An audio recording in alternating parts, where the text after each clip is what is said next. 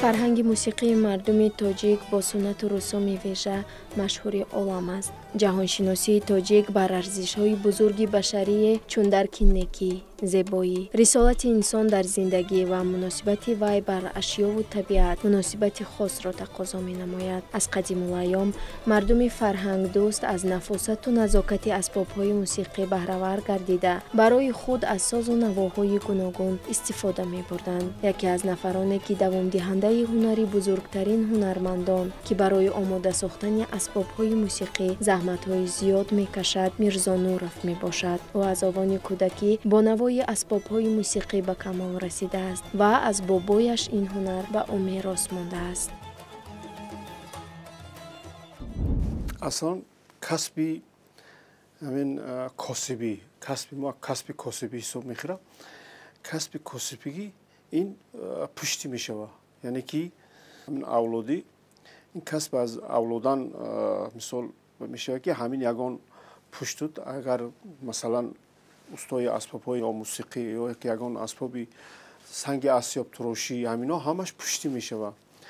برای همین ما وقتی که یاش بودیم مادرمون از پدرشون استا عزیز یک تا دنبرایو دو تا نایو یک تا مهتر از امونو با مادر ما میراث موندگی بود.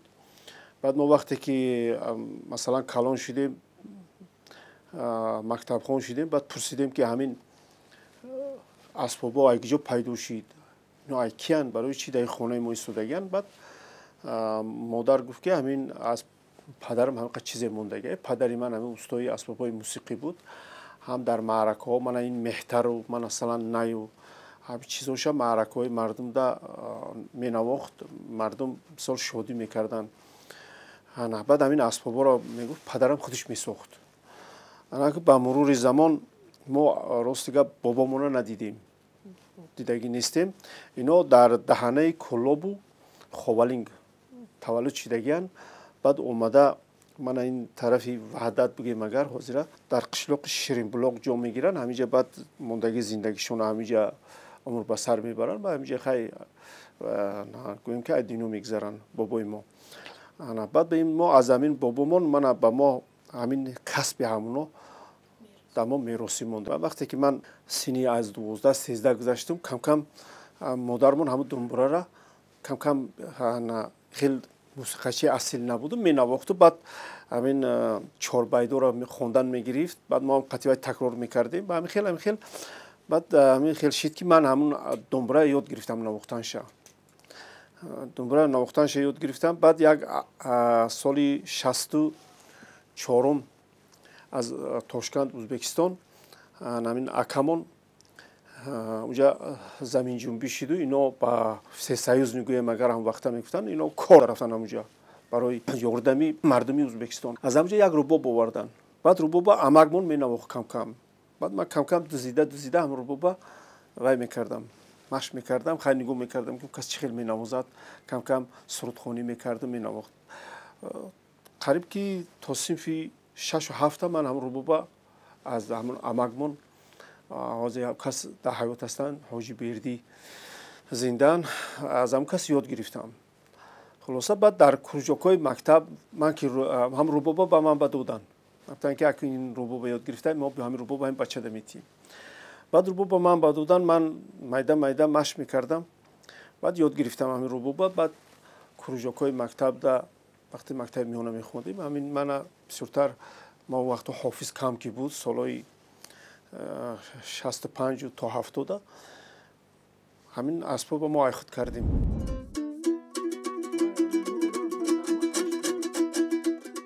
صنعت موسیقی به مثل همه گونه صنعت حقیقی به مردم خدمت میرساند میگوید و روزگار خلق ما را به موجودیت صوت و کلام تصور کردن امریست محال. تاجیکان شعر و سرود و موسیقی را دوست می‌دارند، می‌پرستند و به آن اعتقاد صمیمی دارند و من نیز از کودکی با این فرهنگ ملی خود به پورگی آشنا شدن می‌خواستم و امروز خوشنود از آن است که نه تنها خود بلکه فرزندانش نیز این کسب بابایی را پیشه کردند. برای این هنری دستی که هسته من حاضر در نفقایم برای خودم وقتی بیکاریم در برای که زیق نشوم ҳамин асбобҳои мусиқиро ҳолиам бисёрша ман дар хона месозум. Ҳамин асбобҳоро месозум. Ба замин се писароам ҳунарро ёд гирифтанд. Усто Бахтиёр, усто Баҳодур, писари Калонӣ дар театри опера балет кор мекунанд. Баъзе холигишонда бо асбоб метарошанд барои худшона зиндагишон пешрава. мо ҳунарҳои мардумӣ қатъи ҳозир сару кор дорем. ҳозирашда ман ҳатто набироҳоям ҷалб мекунам ки ҳамин ҳунарро ёд гиранд ки оянда ҳаминоам яки дар ягон корхонаи муассисаи масалан давлатии ҳунармандӣ кор кунанд ё ки барои худшона ёд гиранд, оянда ба ино ин ҳунар дар кор мешавад. ман вақте ки кӯдак будам бо ҳамроҳи падар тамошо карда, нигоҳ карда кор мекардам, ёд мегирифтам. баъд аз он ки камтар бо калонтар ки шудем, бояд тарошидану косаша тарошидам, дарунаша тарошидам, берунаша тарошидам. ҳамн асбоба нозукиёш қатъи моро кам нишон додан мегирифт. аз ҳамон хурдӣ дар ҳамин касби падар то ҳол мо ҳамин касба аз худ кардем. ман худам додарам Бахтиёр ва ҳам устои беҳтарин. имрӯз навои пурасрори рубоб ва як қатор асбобҳои дигари миллӣ ки аз қари асрҳо ҳамчун садои дили ниёгон ба гӯш мерасад, дилу ҷони моро ба шӯр меорад, мегӯяд ӯ. Мирзо Нуров имрӯз кӯшиш менамояд ки ҳар як офаридааш дар дили нафароне ки аз ин асбобҳо истифода менамоянд ҷой гирад. имрӯза қаҳрамони барномаи мо нафаре аст ки тавассутидастони пуреҷоз ва панҷаҳои ҳунаррези худ асбобҳои ҳунармандони бузурги саҳнаи ҳунарро месозад. аввалан мо солҳои дароз бо устод марҳум Зафар Нозимов, акаи Ҷурабек Назирӣ, Ҷамшед Исмоил, Навозира Афзалшоҳ, ман қариб ки ҳамин санъаткорое ки баъд масалан асбобҳои мусиқӣ менавозанд, акаи Давлатманд Хол менавозанд, месароянд ба асбоби мусиқи худашон. мо ба онҳо ҳамаш қатъи ман сару кор дорам, шинос ҳастам, омада рафт дорем. устод Зафар Нозимда ман аз ҳамин тор на камтар як 12-13 дона тор сохтам, касба дода будам. устод бисёр мана нағз медид, дӯст медошт. мо устод қатъи солҳои дуроз якҷоя чой мехӯрдем, суҳбат мекардем. умуман дар Тоҷикистони мо оиди тарошидани асбобҳои мусиқӣ, созҳои мусиқӣ хеле устоҳо кам ҳастанд. лекин устои бисёр ҳам имрӯз дар ватани мо номдор усто Мирзо ҳастанд. най метарошанд ва бисёр асбобҳои афғон рубоб месозанд, як рубобҳои бадахшонӣ. ва ман зиёда аз қариб 10 та тор он кас харидагӣ ҳастам, рубобу тору. ва он кас боз дар дӯстои ман ки аз хориҷи кишвар ташриф мебуранд, ба наздики чанд сол пеш ҳам аз Америка Норкалаевҳо омада буданд. Рома Норкалаев бисёр нозандаи скрипка, бисёр ҳунарманди маҳбуби мо буд. додарашон Алберт Норкалаев, баъд Рошел Рубинов, Абром Толмасов аз Изроил. ҳамаи ҳамино агар душанбе биёянд мисол ягон асбоб дар кор гӯянд, ягон сози мусиқӣ, ман ҳатман гирифта иноро мебарам назди ҳамин усто Мирзо ва аз усто Мирзо харидорӣ мекунам. ва худамам зиёд созое ки аз он кас харидам, бисёр созои хуб, солҳои зиёд менавозам ва ҳам таъмирашам худашон мекунанд. ва мо ҳамкории бисёр хубам дорем ва он кас як одами оддии самимӣ ҳамхел ҳастанд ва ҳамаи корашон ҳалол аст. ин марди ҳунарманд устоди асбобҳои миллӣ, навозандаи моҳир ва ҳунарманди асил аст ки зиёда аз 47 сол ба сохтани асбобҳои мусиқии халқӣ ва классикӣ машғул аст. ӯ дар муддати 47 соли корияш бисёр асбобҳои миллӣ аз ҷумла рубоб, тор, таблак, ғиҷак ва ғайраро сохта эҳё кардааст. ҳамин асбобҳои мусиқиро қариб ки як 20 намуд ҳастанд. қариб 20 намуди ҳамин асбобҳоро ман ҳозир аз удаш мебурам. ҳам менавозам иноя, ҳам тайёр мекунам.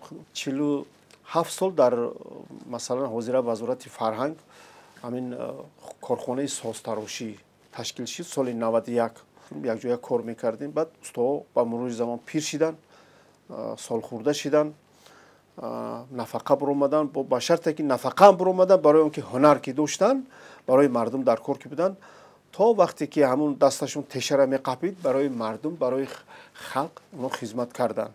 мо ҳозирам алоқа дорем, рафта устодоя ман хабар мегирам, аз аҳволшон пурсон мешавам. ман назар ба оё ёштар ки будам, байни мо ҳозир рафтуомад ҳаст. ҳозир мана усто Дона Зиёев шукри худо дар қайди ҳаёт ҳастанд, усто Умаралӣ дар қайди ҳастанд, Бураков Исмат, бисёр устоҳои хуби мо доштем ки барои мардум метонистанд ки як хизмате кунанд, ки як асбоб истеҳсол кунанд, ки масалан бачаҳои мо, завқмандои мо беҳунар намонанд. ҳамин мардум барои мардум бисёр хизмат карданд. мирзо Нуров дар вақти сохтани ҳама асбобҳо ҳамчун навовар менигарад ва аз диди пешрафти маданияти асбоб эҳёкунии имрӯза ҳар яки онро такмилу инкишоф медиҳад. аввалан барои асбоби мусиқӣ сабр, тоқат, барои он шахсе ки агар мехоҳад ки устои масалан ҳамин асбоби мусиқӣ шавад, якумин инҷа барои усто шидан аввал навозанда шидан дар кор. агар усто навозанда набошад, чизе ки вай истеҳсол мекунад, вай асбоб намешавад. барои чӣ? барои он ки вақте ки усто мана ин ҳар як пардаи ина ҷобаҷо мекунад, ҳамин нотақати ҷидо мешавад. масалан 3 октава ҷидо мешавад. ҳамин 3 октаваро вай усто дар ҷош ки монда натонист, инҷа русиқати сулух мегӯянд. мо яъне ки як фаҳмоиши бисёр баланд дошта бошад нисбати ҳамин асбоби мусиқӣ. вақте ки ҳамин 3 октаваро ҷидо карда натонист, ва ҳанӯз агар 100 ча таъриф кунад ки ман ҳамина тарошидам, масалан ман устоюм, ва усто ҳисоб намехӯрад, барои ин ки намефаҳма ина тарзи ина сохтем, ҳамаша мана гул мондем, ҳамаша қоидавӣ кардем, хушрӯ кардем. аз ҳама чизаш бисёртар аз чӣ вобастагӣ дорад? ай вобастагӣ ҳамун устое ки вай навозанда боша, ки ҳамина дар ҷош монад. оли мо баъзан устоҳое доштем ки асбоб метарошиданд, бисёр хуб метарошиданд, лекин навохта наметонистанд. бисёр вақте ки мо тамошо мекардем асбобошона як кайфият мебурдем ки ман ҳамин устод бин чӣ хел асбоби бисёр масалан тозаву озода истеҳсол карда. не ки вақте ки вай навохта наметонист, баъд манда муроҷиат мекард. баъд ман ҳама асбоби вай касоро мегирифтам, ҳамин пардаҳоша 3 октава ҷобаҷо карда медодам. барои ҳамин вазбинии аввалиниш дар вақте ки усто чӣ хеле ки гуфтум бояд навозанда бошад. баъд дуюмаш вазбиниш ҳамин ки ин ҳамаш дастияй. барои ҳама ҳар як кадоми ҳамин тарошидану ҷобаҷо кардани ҳамин тоқат дар корай. тоқат набоша усто дар ин кор карда наметавонад. барои он ки якумаш ки маош надорад. ина якта ина масалан ман муддати 1 мудда косахонаша тайёр мекунам, дасташа тайёр мекунам, ина ман чен мекунам, масалан ҳама чиша ҷобаҷо мекунам. машаққаташ бисоат вазбинай. барои ҳамин якум ҳамин гуфтагӣ ман ҳамин ки усто бояд навозанда боша. ман ҳамин дутори дасти ман, ҳамин дутори парда, ин ҳамин аввал ба тарзи парғагӣ тайёр мешавад. ҳар як кадоми ҳамин масалан як чизи муайян дора. ина сиркулярка мегӯянд, ман ҳамн станокода мо ина мебурем, ғафсиша миллиметр қати мемонем. баъд ина мо як вае дорем ки ба қувваи свет вай гармӣ метия ҳамина асбоба, ҳамин масалан ҳамун рекачаҳое ки мо истеҳсол мекунем, ҳамуна дар об тар мекунем. вақте ки дар об тар мекунем, вай дар ҳамун ки мондем, вай гармӣ ки дора оста ҳамуна ба як шакли мана ҳамин даврамонанд ина қат мекунад. баъд вақте ки даврамонанд қат кард, мо ба мувофиқи вай ина мегирем, масалан ягон резин қати я ягон банд қати мебандем ки вай рост нашавад. ҳамун қолаба гирифта истад, ҳамун қолаба мегира меистад. баъд мо ина ҳамун чӣ хеле гуфтам тоқат қати дар кор. баъд ина мо мувофиқи ҳавай ин мана инҷа вай дорад, ина буғуз мегӯянд, ба ҳам тоҷикия буғуз мегӯянд. ин ҷидоай, ин аз инҷа ҷидоай, аз инҷа камтар бурида мешавад барои инҷо монда мешавад. Инҷода бо тахта дора дарунаш анқадар ин да инҷа пайванд мешава, ин омада да инҷа пайванд мешава. Баъд ҳамина мо гӯям ки бас чӣ хеле ки гӯям ба мо ҳамина як ҷамъ гир мекунем да оста оста ина болои лесада бурда оварда туғри карда ҳамина ҷамъ мекунем. ин ҳами шакли ҳамина мегирад, ҳами шакл мешава, ба ин мешава дутор. агар масалан муддати як ҳафта зиёдтар агар аз қафои ҳамин косахонаи ин мо овора шавем, бо дар ин муддат мо ина тайёр мекунем. ин мана хеле нақшу нигор дора, қариб ки як моҳ мекашада. ضمن صحبت چندین لحظه‌ای واقف گردیدم که اون نسبت به فرهنگ ملی خود احترام خاصی دارد. ما فرهنگ زیبای و پرغناوت داریم که آدمان را با هم می‌آورد و سرجمع می‌سازد می‌گوید و محض همین مهر و محبت به کسب بابایی هم بود که امروز مرا همچون سازنده سازهای موسیقی می‌شناسند و پذیرایی می‌نمایند. ناگفته نماند که او نه تنها سازنده اسباب موسیقی بلکه حافظ سرودهای دلانگیز تاجیک نیز است. سحر برخیست رفتم جانب گلزار، سحر برخیست رفتم جانب گلزار، فغانی بلبلان یک سو بود سری چمن یک سو، فغانی بلبلان یک سو بود سری چمن یک سو.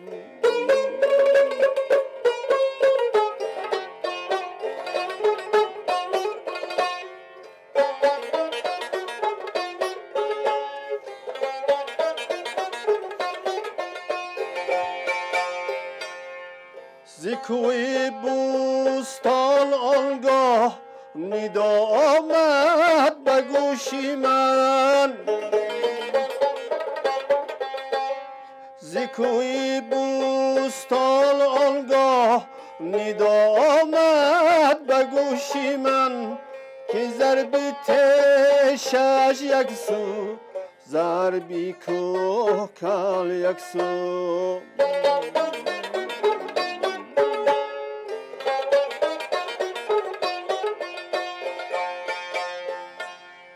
دریغ از آدمی زاده در این عمری دو سه روزه، دریغ از آدمی زاده در این عمری دو سه روزه، بزری خاک میپوسد تن یک سو کفن یک سو، بزری خاک میپوسد تن یک سو کفن یک سو.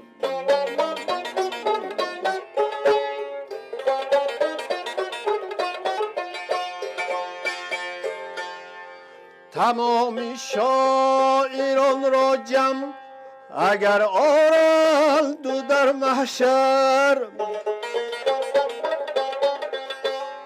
تمام شاعران را جمع اگر آرند دو در محشر، همه یک سو بود آنجا می شیرین سخن یک سو، همه یک سو بود آنجا می شیرین سخن یک سو.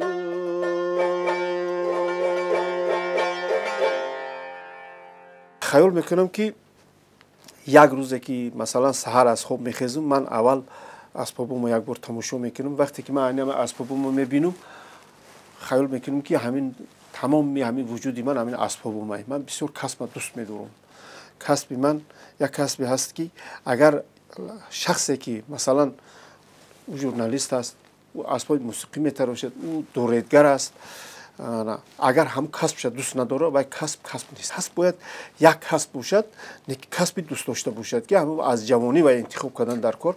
حالا ما که گفتم که از اولی مکتب خونی من که همین دوتار نوازی و مثلا رباب نوازی را یاد گرفتم، من در همین کسب شغل کردم. وقتی که من مقطع موسیقی را تمام کردم، من باید که حافظ تلویزیون رادیو کار میکردم، برای که من سرود میخوندم.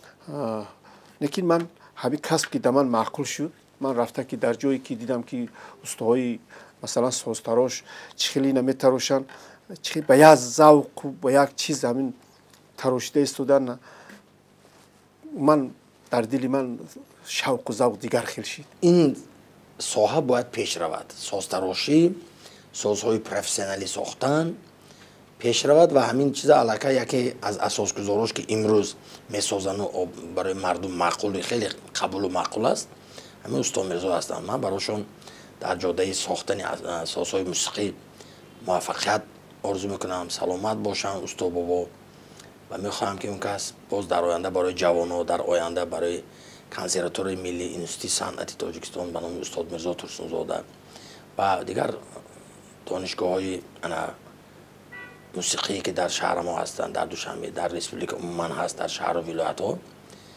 ҳамонҷоҳо ба як чизҳои хизматҳои насб кунанд оянда, барое ки мо бо ҳамин роҳ метавонем ки ҳунара боло бардорем. ҳунар рӯҳи одамро гарм медорад. роҳат ки гарм аст, ишқи ҳунар ҳам намекоҳад. яъне ишқ бошад, майлу хоҳиш бошад. боварии комил дорам ки инсон ба муваффақият ноил мегардад, мегӯяд ӯ. ва боварии комил дорем ки Мирзо Нуров дар оянда низ ҳунари худро ба шогирдони ҷавони худ омӯзонида, дар тарғиби ҳунари волои худ саҳми намоён мегузорад. мо ба ӯ дар ин ҷода комёбиҳои беназирро таманно дорем.